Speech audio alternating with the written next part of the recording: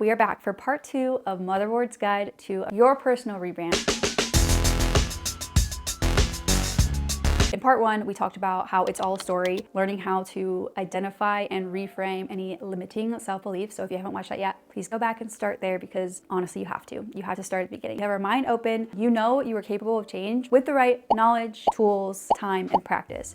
So now we're getting into the knowledge and the tools. So this is step 2, reflecting and processing what's happened so far. What has happened in the year behind us? I think it is very easy to just rush into the year with all these ideas of just like what you want to do, what you want to change, like all this energy, for all this forward energy. And I think sometimes we forget to really process and consider what we've learned in this year behind us.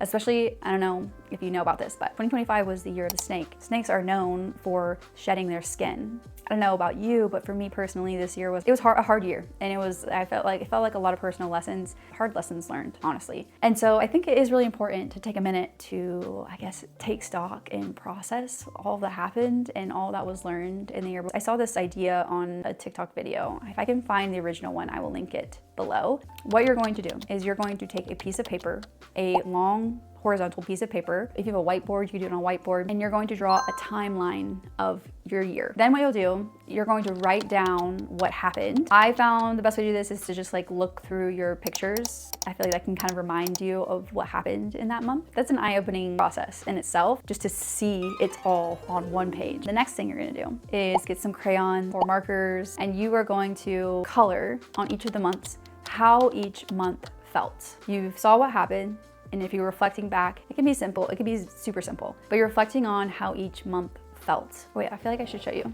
Hold on. Okay, I've brought you mine to show you. Here's my example. That's what I mean, like so simply, how it felt, how things felt. It doesn't even really have to make sense. Like mine doesn't really make sense, it's just vibes. It's just the vibes of how I felt. And then there's also, what's pretty interesting to see is then also like if there's any patterns in like the way things felt. So that's steps 1 and 2. You did your timeline, you did your feelings drawings, and then the third step, look at the picture of your year.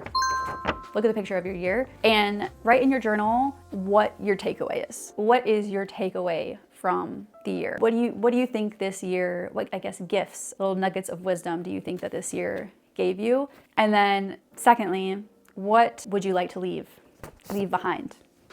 Leave it here, moving forward. So that is part 2 of our rebrand. We have opened our mind to rewrite our story. We have processed and integrated and let go what has happened, what life has given us in this past year. And now in step 3, stick around for step 3, we're gonna be moving forward into the new year, starting with casting your vision for this new chapter and defining your why. So stick around for part 3. Yay.